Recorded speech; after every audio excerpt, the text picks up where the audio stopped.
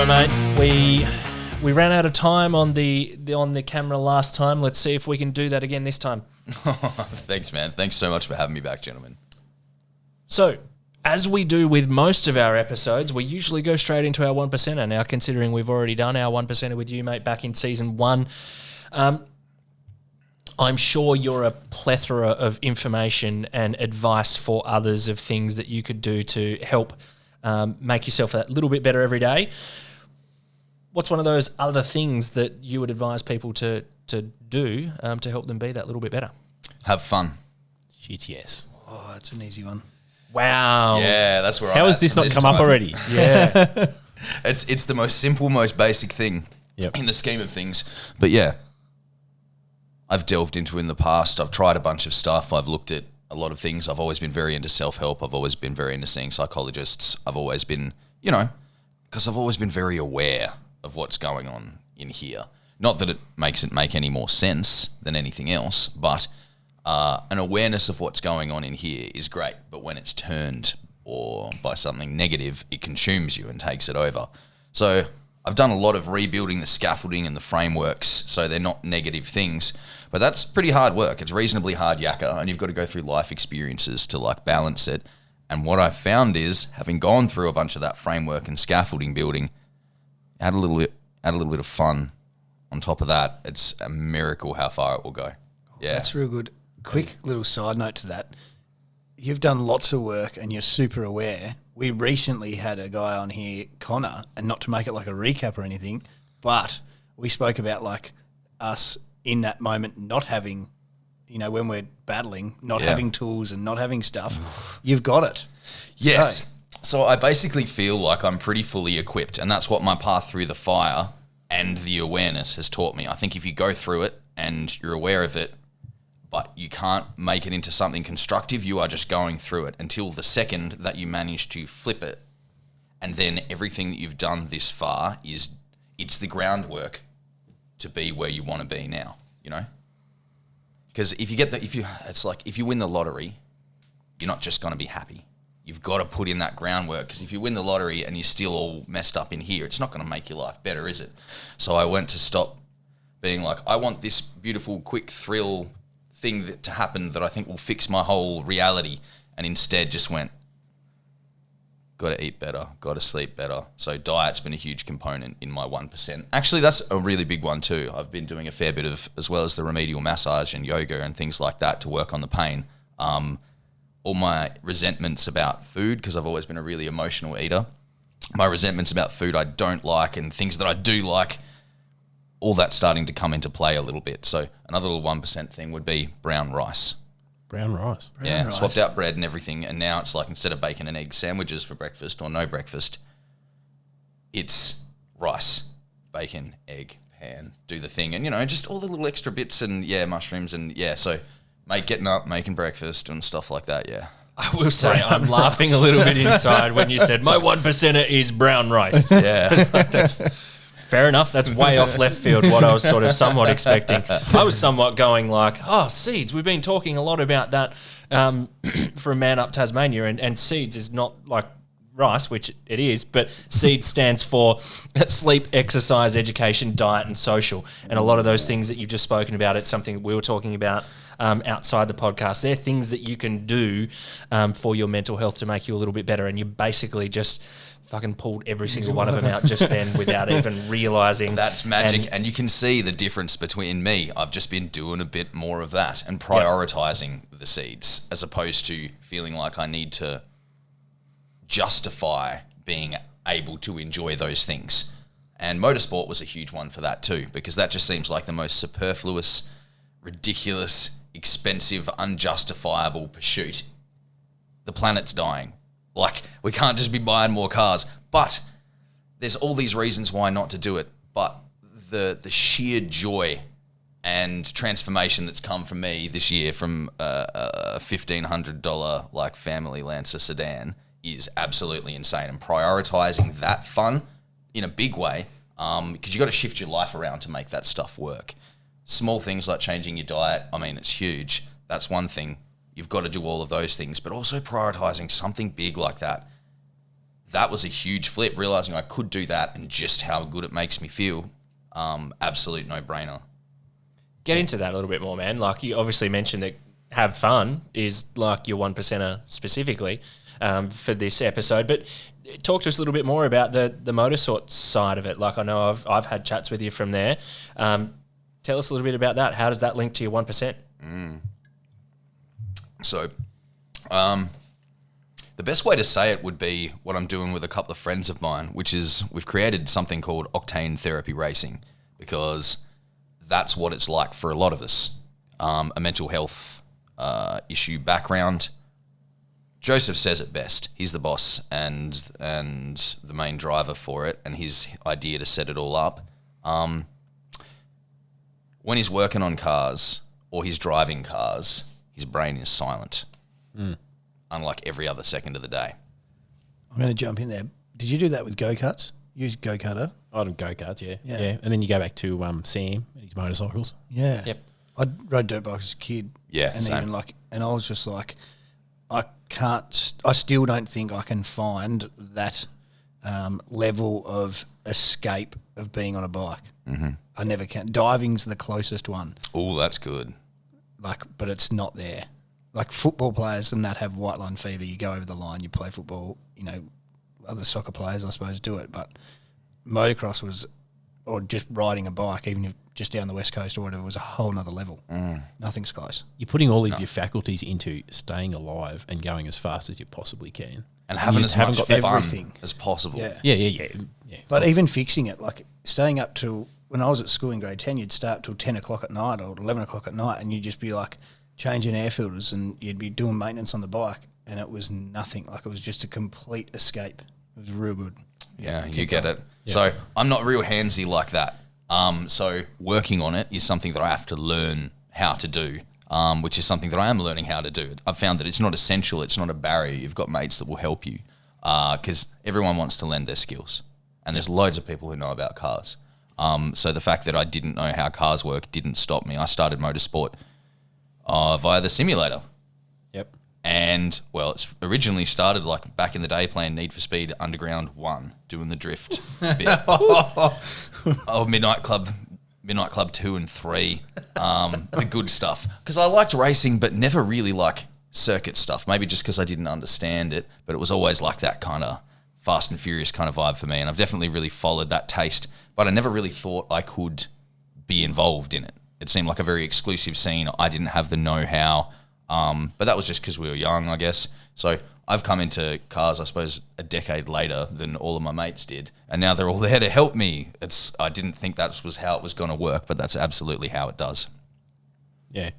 I mean, going back to gaming and that sort of thing too, like my first video game was PlayStation 1, Need for Speed 3, Hot Pursuit. Oh, that was Hot Pursuit 2 on my friend's computer was like the first like racing game I ever played. And the idea that it wasn't just around a circuit, but you were out on the road and there was police chasing you, or you could be the police and chase them. I'm like, yeah, that element of thrill and excitement to it's always kind of stuck with me. Yep. And so, but you can't do it on the road. You can't. No, I tried. Yeah, It doesn't work. It doesn't work. Yeah. I was having a pretty good try once, and I was even doing the right thing. Well, the right thing, an off ramp not very far from here. I was about to go and do my first race, and I was taking someone for a joyride after a birthday party, and I was just doing my little lap. My car was all prepped. Gorgeous little Mirage.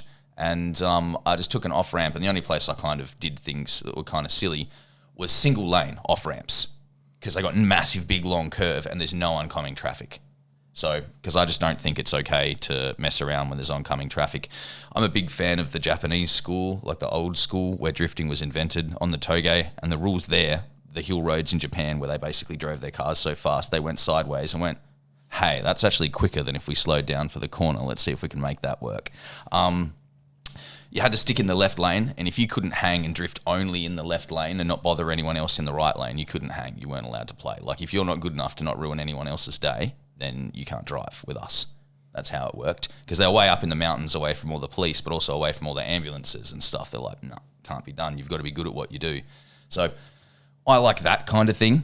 And so, yeah, I picked a little single lane thing, had it all sorted on the off-ramp, and, yeah, it turns out at some point, 2 wheel nuts had shaken loose. So I took that corner, left-facing corner on the front right, transferred all the weight to it, downshifted, used the tyres for grip, braking and turning at the same time, and the front right just sheared off like that. Straight into the guardrail, wrote it off. I'm like, it doesn't matter how good you think you are, it doesn't matter anything that you don't know shit, so just don't do it. And get involved in local motorsport because, I've just done a motorcarna today and a carna cross today. And so there was just a field, a paddock full of XLs and Pulsars and Lancers just going absolutely nuts. And by nuts, it's just like on road tyres on the wet. So just sliding around, doing 20, 30 Ks an hour in and out of the trees. It's so much fun. So there's ways and means and places to do it, and you've got to find that release. You can't deny it. But there's a lot of appropriate places you can do it, and there's a lot of people that will help you do it. Good stuff, man. To go back to have fun, talk to us a little bit more about that. Like, I know you've obviously talked to us about where it actually came from. So last time you were on, you sort of spoke a little bit about some of your mental health struggles, and I know that we had to wrap it up a little bit, but you had a little bit more that you could go with there. But what I'm thinking of is where did having fun come into your life as being something that you actively pursued to improve your mental well-being? Very well put question. I'm just trying to remember I wonder if there was a lightning bolt moment.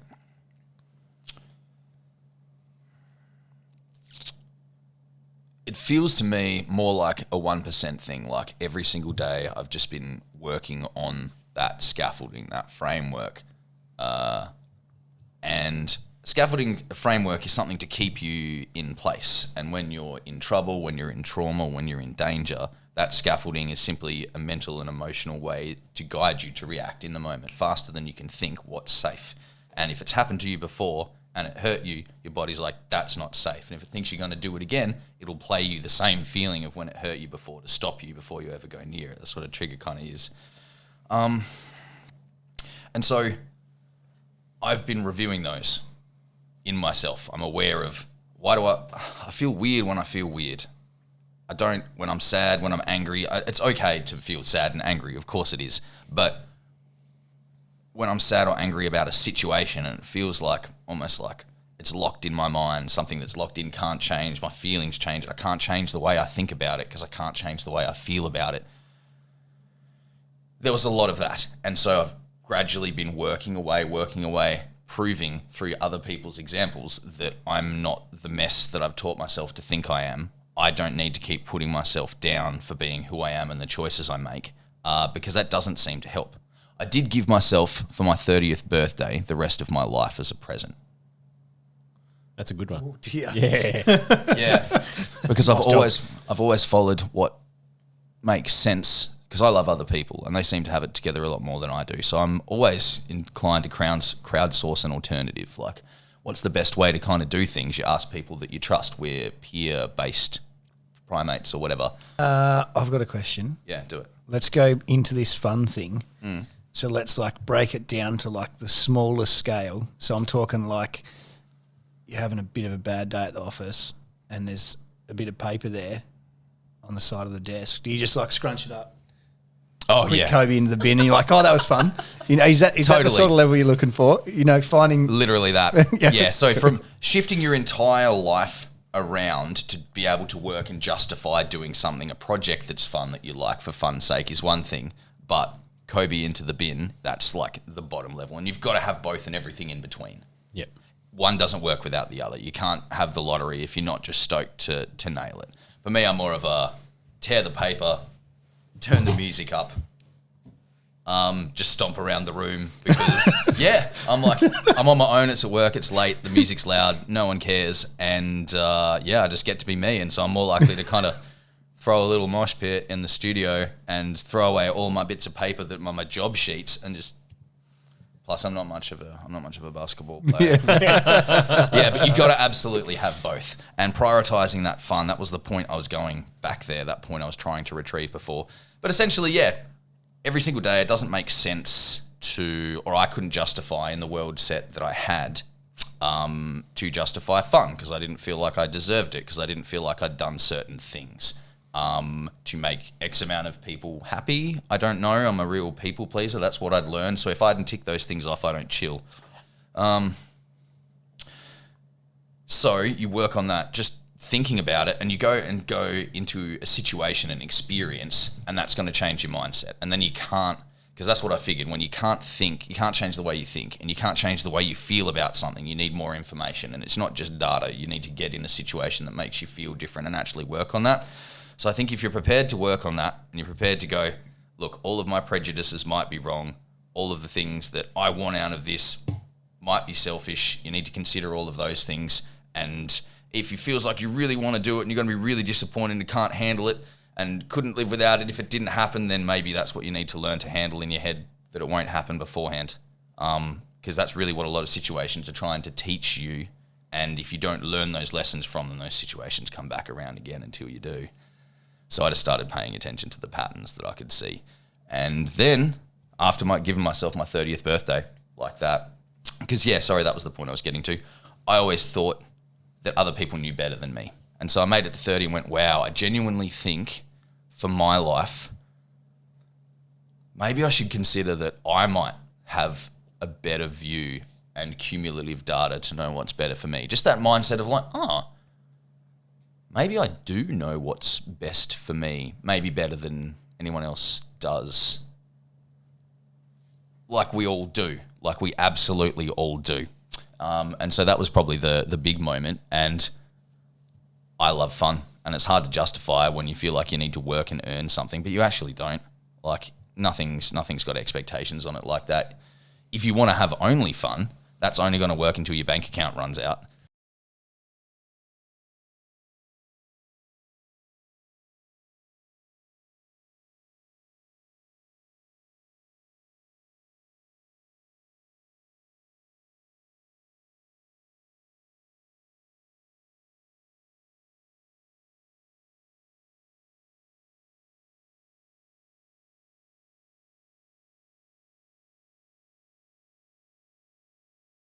Force the conditions that you can have that fun. But when you work on it or do whatever you do, I don't know quite how I made it, but went through the 1% every day, just trying to add up, is this cool, or, can I let it go? And if I can't let it go, why don't I think I can let it go? It gradually adds up to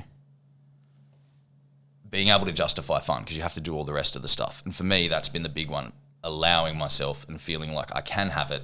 And that was also the big birthday thing too, because if I get to pick how my life is, like, that's who I am. I love to have fun. I feel a bit bad about wanting to have fun so much, and that's what my baseline level is. But to feel the way that I do, that's kind of what I require, and I hadn't been allowing myself to do that. And giving yourself that chance to have that fun puts you on a better level to just exist and spread that energy out, doesn't it? And that's what you don't realise until you do it, yeah. People saying you can't be there for other people unless you're there for yourself, which is very true too. And so I just thought if I was there for everyone else, then I would be allowed to justify, to have fun at the end. It's not how it works. You run yourself dry. You keep saying yes. If you don't say no, you let people down. They're disappointed. You feel like you're just trying to do the right thing too, but it just doesn't add up. It's because you need to do what's right for you, and that still feels really weird to say. But yeah, we're figuring it out, and it seems to be working. Where did the confidence come from to know that you are enough? I tried it everyone else's way and I wasn't convinced, because I still didn't feel like me. And so I just had to assume that maybe I might be and give it a crack. And that's a lot of fear. A lot of fear. So yeah, I'm 33 now, so it's been 3 years since I'm like, all right, dude, maybe you can figure it out for yourself. And if even you make mistakes, maybe that's just something that you need to learn for yourself. And I haven't died. I'm still okay. Like, nothing crazy's happened. I'm just doing my thing. And the sky hasn't fallen. What do you do when you're having a little bit of a bad day? You're a little bit behind. It's Tuesday. You've just fallen a little bit behind early in the week, and you're like, I'm just not having any fun. You missed your Kobe. What's your pick me up? What's your I know that I'm falling a little bit behind, but I need to get back on track. I wouldn't say I'm that great at that stuff yet. So I can get big picture and small stuff, but when I'm down, I still find it really, really hard to bring myself up. I haven't learnt those skill sets really to do it. And it's just those fun little things that make you feel better.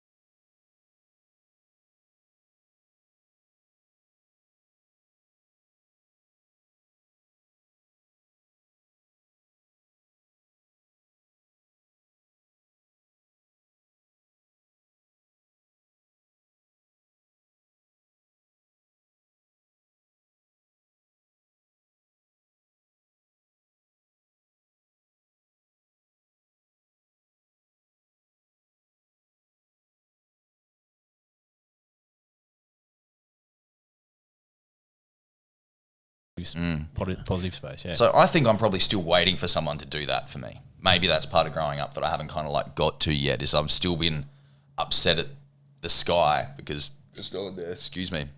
There's no one there telling, like guiding me and shaping me and how to manage that. But I'm a grown-ass man, you know, but emotional maturity is like, it doesn't matter. It doesn't really matter when it happens to you. You still have to get over it when you do, because otherwise you won't. It's nice and deep. It's a big one, man. Sick, isn't it? So good. It's really good. I'm prepared for this tonight. I'm good. Yeah, you guys are crushing it. Thanks for holding me up. I've been having too much fun. And the other thing I'd say is I kind of like burning the candle at both ends. I do.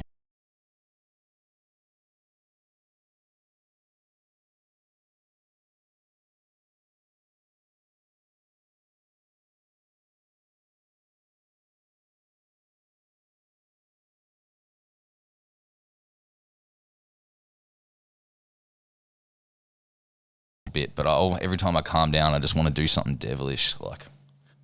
I do. Just be careful. Yeah. I mean, just like I don't know, pull the handbrake on a wet road or something. I'm just like, you need to Intrusive thoughts. I'm just like, no, leave it alone, it's fine. So yeah, I feel good today because there's been plenty of handbrake pulling in a safe, legal environment. But I'm like, what do I do with that? And I'm like, but you got to find an outlet. So the simulator, for example, is really great for that. Yep. You want to go out and do the thing, find a way to do it that you can have your cake and eat it too without hurting anybody. That's kind of what my fun thing is. I'm like, right. Because it feels like having my cake and eating it too, getting to do the fun stuff as well. And I'm like, well, if I feel like I'm getting to have my cake and eat it too, I'm getting to doing what I need to do, but also having these exquisite experiences, that makes me way more grateful. I'm like, all right, man, come on, like do what you need to do. Yep. So that makes it a lot easier residually to like cheer myself up when I'm down, because I'm basically not so down. So that's my overall method. I don't think, as like kids maybe, I'm still not really good at emotionally regulating myself and bringing myself up when I'm down. I still want other people to do it for me, but that's kind of being codependent. So I'm working my way away from that. What advice would you give to others? Like, I have no doubt that there are others out there that are going through similar stuff to you, like in one way or another, and like one aspect or another. To your 1%er, like, how would you advise others to find that fun in their life? Well, we know what we like to do. And the silly thing is, it's not hard to quit smoking, is it? You just don't smoke. Simple as that. So That's going to rub some people the wrong way. I still haven't quit smoking, but like it's that kind of thing, you know. It can be that simple, and I haven't really got it figured out either which way. Ask me again. I'll see if I can. No, dude, that works. No, that's perfect. We're not cutting that, are we? No, fuck no. No, that's staying in. That's great. That's excellent. Stop smoking. Yeah, just stop smoking. It works. Yeah, I mean, and I can do that for limited. I can do that for limited amounts of time. 45 minutes. Yeah, I'm like, yeah, totally. No, I did it for 6 weeks the other year, and I don't know. It's tricky because I like it, but one of my very best mates who just lives up that road there died of lung cancer the other year. I've got the tattoo here, so I'm just like, so you can't just have fun, can you?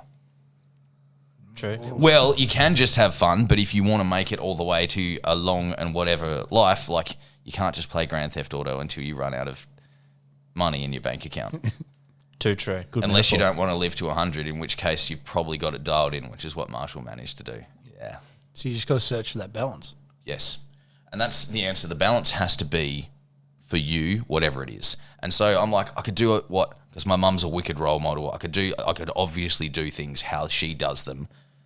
But there's that part of me that rebels against it because I'm like, I don't want to be that good. And so I could do it, or I don't want to be what someone else does, even if it's good. So I look around to the other people around me and I did my best to mimic them. And, you know, you pick up the good bits and the bad bits. That's what you do as you grow. But I just went, right, I think I've met enough people. I've copied enough of their stuff. Surely at this point, I'm really just doing it my own way anyway. I'm just thinking that I'm doing it. It's other people's voices in my head, it's not mine. And now I think it's my voice in my head more than other people's. Do you remember that? Like when you were a kid, when you're about to do something and you could literally hear your parents' voices in your head. You're about to do it like... I think I'm picking up what you're putting down. Yeah, I know what you mean. I still hear it now. Good, and as well you still should. So I think up until I was probably in my late 20s, those voices in my head about you shouldn't do that, they were still literally other people's voices. There wasn't a Nathan voice in my head going, don't do that. It would be someone else's advice in my head playing that. So probably over the last 5 years, even more so, that's really has become my own voice. Because before I just felt like I was really guided and shaped by other people, and that's why I didn't want to feel good their way because it wasn't right for me. So you've just literally got to find that balance yourself, which is the hard, simple answer. And you know what feels good and you know what doesn't. You know what you're prepared to go without. You know what you're not. You just got to do it. It sucks. It sucks so much. I think that's a really good spot to finish up today's episode. Incredible. We are just getting on in time. That man. was fast. That was good. Look, dude, you're definitely going to be a staple part of every one of our seasons here on out. So thanks very much. Look, if there's been anything that has been remotely triggering for anyone out of this, we do advise everyone to contact Lifeline on 13 11 14 or talk to a mate. Look, sometimes just chatting to a mate can be the best thing for you. If you got something out of this episode or any episodes in the past, please like, subscribe to the YouTube channel and to all of our socials. It really helps us grow. If you've got any comments on this episode or any of the episodes that you've seen before, please drop them down below. And if you're keen to be on the podcast, hit us up. Cheers. Thanks, guys. Have fun. Cheers.